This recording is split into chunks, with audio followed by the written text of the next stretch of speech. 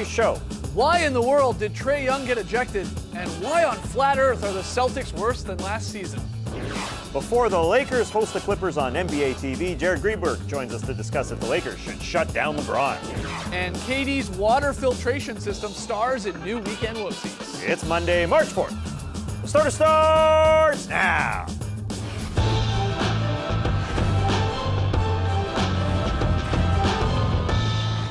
Good evening, sweet world, and welcome to The Starters, presented by Jack Daniel's Old No. 7 and Tennessee Honey. I'm J.E. Skeets, alongside me as always, Tass Mellis. We got the Aussie Lee Ellis, and over yonder, that's the bearded one, that's Trey Kirby. Hey-yo! Hey, yo! Trey, what's up? Well, I'm here at the internet looking for your best tweets at hashtag The Starters. And guys, one of the biggest stories online today is Kevin Arnovitz's ESPN profile on the inner workings of the Phoenix Suns. And tucked within that profile is one of the best NBA animal stories you'll ever hear.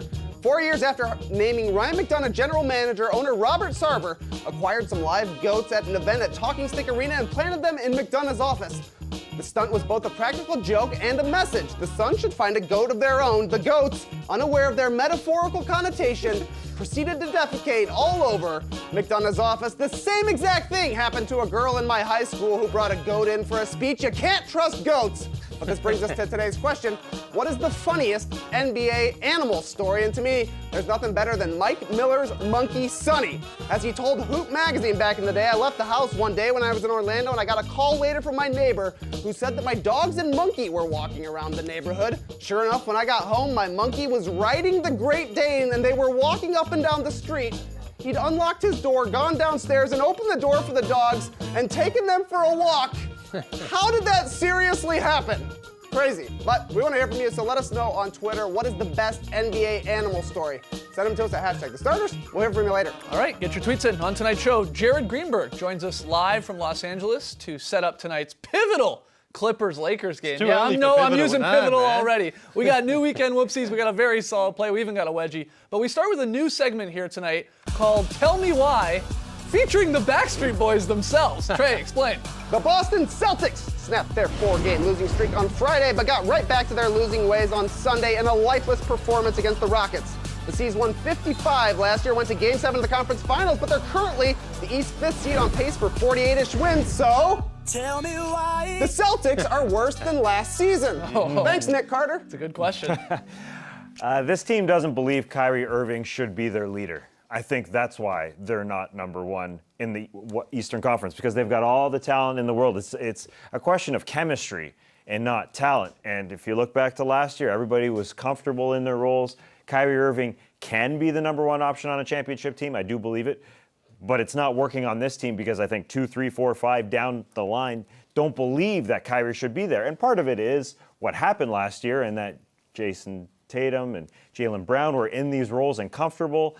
And maybe they want to get back to those roles. I think that's a part of it, as well as Kyrie Irving maybe not having sort of the pedigree that LeBron has, and he's sort of taking on that role. I do think he could be that guy, but I don't think the rest of the team really believes it, and that's why they're here. There certainly is a big problem within that locker room for sure, because they're basically 10 points down when they start a game. Against Houston yesterday, the Rockets came out and didn't really have all that much pressure under them. They got out to a 28-point lead, and then the Celtics decided to fight. Whatever the problem is, Brad Stevens is the one who has to try to figure it out.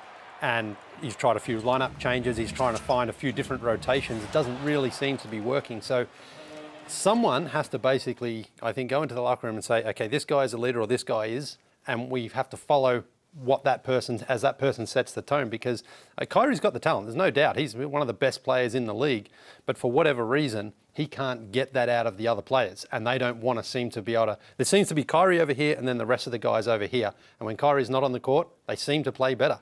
And when he's not played in the past, when they've won games where he hasn't played, and they're losing games when he has, there seems to be a message being sent there somehow, whether or not they mean it or not. Yeah, this is a tough question to answer because it is perplexing because they have all this talent. I think it's a bit of everything, though. It's first off, like there's the heightened expectations for this team compared to last year. It's night and day because they bring Gordon Hayward back, former All-Star. They bring Kyrie back, coming back from his injury late in the season. You think they're just going to roll because they have all these young guys that are in theory going to get better. You got a good coach. It'll all work. But it hasn't because they haven't lived up to these expectations because Poor leadership.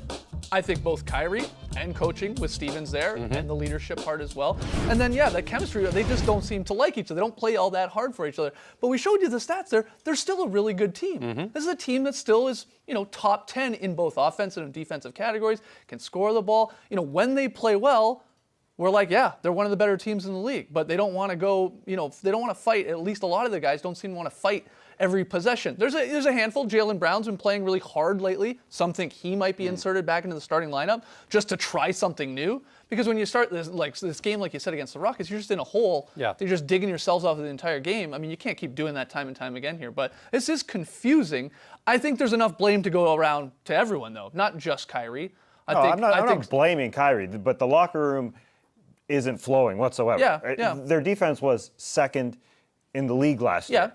And why does that fall off? Is that it's still fit? That's my point, though. And their offense has got a heck of a lot better with That's why Kyrie the Irving stats there. don't support the eye test. Right. Because those stats, you look at those and you go, okay, it's a good team. But you watch them, particularly yesterday, and they weren't a good team. Yeah. No, not in sync. they were horrible yesterday, allowing guys to get to the rim. So what's that? That's chemistry. That's what that is. That's fight. They have that's a 4-game scrap level. They have a 4-game road trip now coming up. Like they're on the West Coast. That it could make or break them, right? Is that fair to say? Well, because it could bring them together. Yeah, getting away from Boston and getting away from the they're not going to fall any lower than 5th in the Eastern Conference. It doesn't really matter what. They're not going to be that bad, and they're probably not going to get any higher than 3rd. So it's only really a 1-spot difference that I think they can really change their season on from here. But they're actually favorites in 3 of those 4 games on the road. It's Warriors, then Lakers, Clippers, Kings, which you can consider them better teams then at this point. It's just we had high expectations. So them on pace for 48, 49, 50 wins as they are right now is just not enough because they went from 59 to 55 wins last year, the previous 2 years now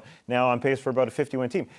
It's a head scratcher, that's for sure, but it's all in that locker room. It just hasn't worked out. Trey, our next one. All right, after 3 straight games scoring 36 or more points, Trae Young was on pace for another big game yesterday, scoring 18 points in 18 minutes against the Bulls.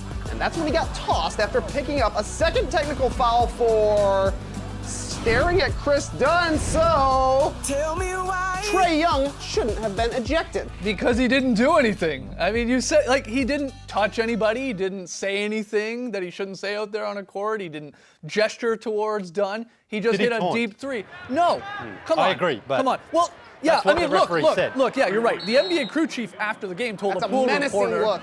He told the pool reporter that, he stared him down and was issued a taunting technical foul, and because that was his second technical foul, this had been brewing right in this game. Yeah. Dunn and Trae got into it. Look, it had been brewing since the game before when Trae Young lit him up. That's the truth here. He put 49 on the Bulls in that crazy quadruple overtime game earlier, and this was a home-and-home situation here, 2 games in a row between these 2 teams. So when they got into it in the first quarter, the refs did the classic, well, they both get the techs here. He got Everybody a tech for being relax. hit in the head. Yeah, I know. The first one was questionable. I mean, Dunn was the one that was visibly upset, pushed Young in the back of the head here, and then, the refs do the thing, okay, hey, stop it, everybody, you're both getting the techs. How is that a double tech situation? That's not and the one where he hits the 3 and then looks at him, you don't want to lose that from the NBA game. You just don't. It's entertaining. It's entertaining to either drop somebody with a crossover, dunk on someone, block someone, whatever, hit a deep 3, and then to stare at them. People love it, but that's fine. Chris Dunn didn't even know he was being stared at, he said. He didn't even see that he got that second technical foul. He didn't know what it was. And Chris Dunn actually didn't want him ejected either, because there was a little bit of a battle there. But the referee needs better judgment in this situation, or there needs to be an opportunity maybe for the coaches to appeal it during the game, because he gets ejected. He's out for the entire game. Now, the Hawks aren't going to make the playoffs, but let's say they're in a playoff race and you lose him, you lose this game over a ridiculous call like that. That is very, very harsh and unwarranted. And the Hawks should be allowed to somehow appeal, but it's too late now. The game's over. Yeah, that's crazy. Trey, our final one. All right, on Friday, Adam Silver spoke with Bill Simmons at the Sloan Sports Analytics Conference, holding court on a variety of topics, including the All-Star Game, which the commissioner said didn't work, before floating the idea of replacing the game with a preseason or mid-season tournament. So, Tell me why the All-Star Game should be replaced. Whoa. I believe Adam Silver, Trae Young, and Kyrie Irving, I think they all like boy bands. I think they all appreciate boy bands. And I appreciate that Adam Silver is sort of addressing the elephant in the room here. All-Star Weekend on Sunday is not a thing everybody thinks All-Star Weekend is over after Saturday. And it takes somebody, has a little intestinal fortitude to say, we got to fix this. After Saturday, come on, guys. We all look at each other like, this thing is essentially over. I want to see the Stars as well. We were at that game. It was fun. It was fun seeing Curry drop that pass to Giannis Antetokounmpo. But things can get better. They have to get better. Yeah. They have to get better. We have to find a way. I don't see anything wrong with trying some sort of tournament, some sort of international tournament. They've adopted this African League. Maybe in the NBA can play an All-Star game against the All-Star team of that league, for instance. I would see a couple games like that as a more worthwhile, interesting. But how long would maybe. this take? Here's the thing. I think it's important to point out, Bill Simmons did not ask Commissioner Silver at the Sloan conference, hey, is the All-Star game broken? Should we get rid of it? What's up with that? The question was about, should we shorten the NBA season? Should we go from 82 to maybe something like 70? And then that's when Commissioner Silver said, yeah, it's a possibility. Of course, we got to keep revenue. You would lose 6 home games. That's a lot of money you're taking off the table. But if we can get that back in some other creative way, then maybe. And what he said was, these maybe sort of preseason or mid-season tournaments of some sort of cup, that it's not the title, but you would want to play for it. And maybe we would use that time of the All-Star game and the All-Star break and do that. That's sort of what he was getting here, is less sort of he did say, you're right, that the All-Star game is sort of didn't work and it maybe is pointless, but he's really talking about these tournaments. You think they would work? I know we don't have a lot of time here. Yeah, it's a little bit hard because there's only one real prize in the NBA, and that's the championship. Yeah. In soccer, we talked about earlier, there's other prizes you can win. But in the NBA, I don't see anyone really feeling that they win a preseason or mid-season tournament and feeling like they've actually accomplished anything or won anything, which is different in soccer because there are trophies that still have meaning, but they've been around for hundreds of years. And in the NBA, it just doesn't, I don't think it's going to work. Yeah, well, something we can maybe get into on tomorrow's Drop podcast in a lot more detail. When we come back, though, Jared Greenberg joins us live from LA to set up tonight's must-win game for LeBron and the Lakers. Don't go anywhere.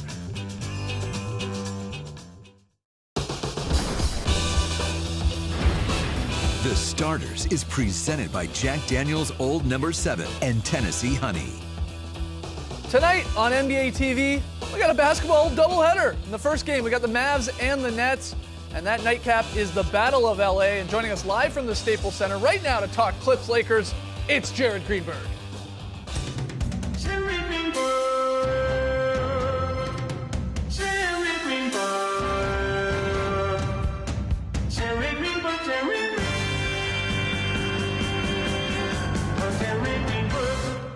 Yes, Jared Greenberg. Still loving the theme music. Great to have you, Jared. Let's get right into this, buddy. The Lakers come in to tonight's game having lost to the Suns, the Grizzlies, and the Pelicans in the last week. They're 30-33, 5 full games back from the 7th-seeded Clippers, 4.5 back from the playoffs entirely. I feel like we've been asking this for a while now, but is this a must-win game for the Lakers tonight against the Clips? And do they believe they can still make the playoffs? Well, I asked Luke Walton that question straight up earlier this morning, fellas, and I appreciate you having me on. And he said it's only a must-win game for you guys, meaning the media, not for them. They feel like they can still lose this game and still find a way out of it. I don't see how, even mathematically, that would be the case because it's almost like a double loss tonight. Yeah. If you lose to the Clippers, if you win, it's almost like a double win because you pick up a game on them and they lose a game as well. But, guys, I tell you, it's going to be a tough road. We talk about all the tough opponents ahead here for the Lakers down the stretch in what is a very difficult schedule. But as you mentioned, Skeets, it's the easy games that have given the Lakers the most trouble so far. Luke Walton called it unacceptable the way the team came out and played the other night against the Suns. Yeah, it's been really, really wild. One storyline that's actually been gaining some steam over the last 2 days here with the Lakers struggling is the idea that Magic Johnson and the Lakers organization should think about shutting down LeBron James for the rest of the season. Forget this playoff race, save his legs, start looking ahead to next season. We've heard Paul Pierce say this on TV. I saw Jay Williams this morning, echoing these sentiments. What's your take on this? Is this crazy talk here, the idea of just shutting down LeBron, or is there some sense to it? What do you think? No, I think it would be a terrible idea. LeBron James has never been one to wave the white flag. You could say about all the extracurricular projects he has off the court. You could say, all you want about why he came to play for the Lakers. But the one thing you can't question about LeBron James is his desire night in and night out to win. And I would not want to have the remaining 19 or however many games he would sit left on the table for us to say, well, if LeBron would have played, maybe they would have won. Because here's the part of it too, guys.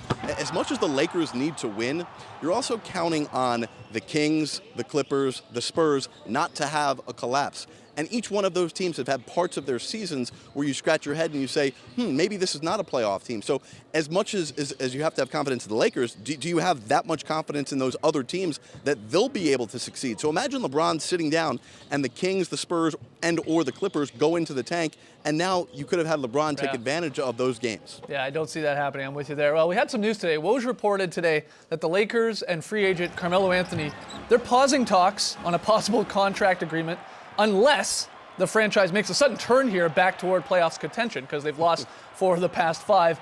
So this is wild.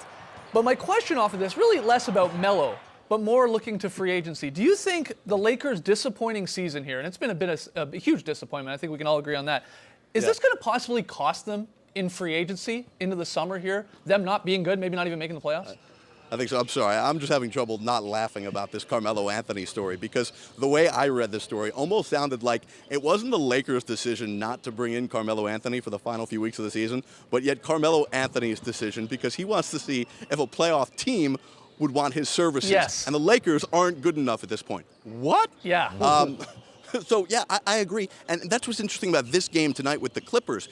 You think about the mentality. Steve Ballmer came and joined us on Game Time a couple of weeks ago, and I asked him straight up, are you going to give up that pivotal draft pick to the Celtics in order to make the playoffs? And he said, yes, I want to make the playoffs. I'm a competitor. And that's the attitude the Clippers have had. Now, maybe you can question it because they traded away Tobias Harris, but there was a lot of reasons behind why they did that. Think about the attractiveness of a Clipper team with 2 max slots available and potentially going to the playoffs with some of these young players. I mean, look how good Landry Shamet looked the other night. Yeah. Look how good Zubac looked the other night. And guys, this Laker team, I think that's exactly it. They're going to be going into an offseason potentially by saying, hey, come join us and be our savior, with a guy who's 35 years old going into his 17th season in LeBron James. Final question here, Jared. I'm going to put you on the spot a little bit. A yes or no. Does Luke Walton survive the rest of the season here as the Lakers head coach? What do you think? Yeah, I think he does. And I think that report here by Mark Stein is just one that we've all kind of assumed. When the season is over, he will no longer be the head coach. That is kind of the direction. But I don't think Jeannie Buss has any intention of firing Luke Walton before the season's over. Jared, can't thank you enough, man. Great to have you on the show. Yeah. Enjoy the game tonight, and we'll talk to you again soon. Thanks, guys. Take care. All right, when we come back, we got a brand new batch of Weekend Whoopsies. The hoops and the bloops. Don't go anywhere.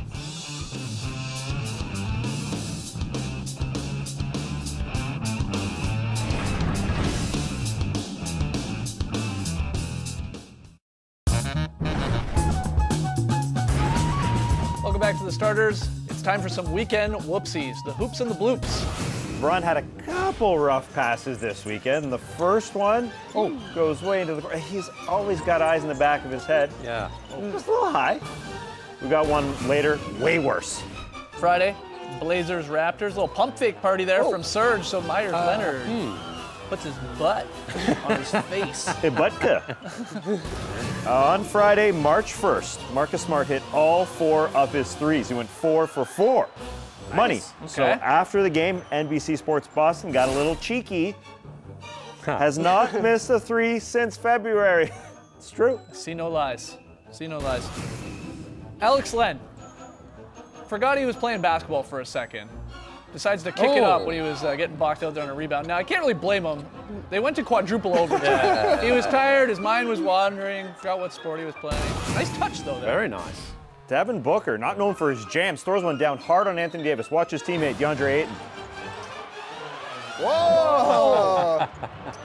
Shocked as everybody else. Yeah. Nice done. Kevin Durant. This is interesting. Trying to drink through the towel that he has wrapped around his face. He was asked about it, and he gave, quite the explanation. I kind of forgot at that moment that I had it on, and I was thirsty. So hey, it worked though. I had a nice squig on that one. Okay. Nice squig. JJ Redick's open in the corner. Hit him. Oh, Was there. JJ, where you going? Yeah. Ben's gonna find you. Tough possession here for Mike Scott. He's going to attack the rim. Jordan Bell blocks him, and then the ball gets ricocheted off his face. Oh, is that a doinker? Does that And count? he's standing out of bounds. That's a doinker, not a classic doinker, No. but a doinker nonetheless. Handled it well. Yep. Whoopsie of the year candidate right here. LeBron James inbounding the ball. Oh, no. Turnover. No. No. Yeah. He said he was trying to like lob it over Chandler there. Didn't have the angle. Yeah, that's a rough one. Sunday, Rockets Celtics. Jaylen Brown on the fast break.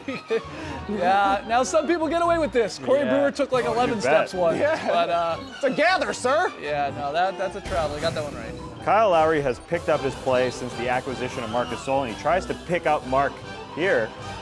Doesn't work out. Ooh. Dangerous. That scares me. That always scares me. Watch the groin. Exactly. But he was all right. He was all right. There it is. Weekend whoopsies. When we come back, Lily, you're going to hit us with a very solid play. Oh, yeah. Yeah, you and your nice new jeans. You've got a story, I've got a story, and you hopefully have an animal story. Hit us up on Twitter, hashtag the starters. Inside We got Joke. some good 3 people. animal stories. What do you got? Stefano says Martin Gorta and his pet pig. That's a beautiful pig. Corbin says Melo owning a camel is all that needs to be said. Just look at the pure joy on his face. No wonder he doesn't want to play with the Lakers right now. Billy suggests the Bats Yeah. in San Antonio. It's been a long-running story, but my favorite comes from Sam, who says the Lee Ellis giraffe birth play-by-play is heard on a classic drop podcast. Tune in tomorrow. That's right, about 1 p.m. Eastern. Nice, all right. Keep your eyes and ears ready for that one. Okay, Lee, Yeah. good news. Great. We have a date set for your February pick'em loss, so your payoff. Great. I do need a little trim on my hair, so I'm looking forward to no. it. No. Well, it's not that. No, you're going to be actually, we're going to be adding some things to you, I would say. Oh, okay. Not taking things away. That's on Wednesday. This Wednesday, Lee will pay off his February pick'em loss. Can't wait. Tonight's game, though, Clippers-Lakers. Everybody except Taz taking the Lakers Lot of at Lakers home. picks. Crazy. Taz has the Clips on the road. I throw that in air quotes. Lily. Yeah, going out to Charlotte here for a beautiful play from the Hornets yesterday against the Blazers. Didn't get the win, but they can console themselves with this play. Passes around, ends with Jeremy Lamb in the 3. That's what I call a very solid play. Nice. Got to take you back all the way to Friday for a wedgie, as we show you every single wedgie here on the starters. Wizards Celtics giving you number 30. Okay. Sticking that. No, that's a good one. Troy Brown Jr., three-pointer. No doubt about it. That's That's no deep. doubter Yeah, of a wedgie that's right deep. there. Very deep. Very sticky. 30. All right, 20 to go. Yeah. We're getting Great there. to get to 20 those to go. right now. Yeah, It's let's going go. steady. Now it's time for the highlight. That wasn't just because the play didn't count. Doesn't mean it wasn't spectacular. This is Blake Griffin along the baseline here, throwing it over the board and down. No bucket, no bucket. You can't throw the basketball over the backboard for a shot. You can throw it over partial portion Yeah, of the that's backboard, the over the weird corner, thing. but not Controversial. directly That over the should backboard. count. They should count crazy. that. It really should. All right, tomorrow is the Drop Podcast. Get your questions in. Hashtag the starters. Email us thestarters@nba.com. What's coming next? I don't know. Thought we had time for fan signs, but we don't. Stay tuned for 10 Before Tip live from the road in Los Angeles with Jared Greenberg. We'll see you tomorrow night. Brace the day, people.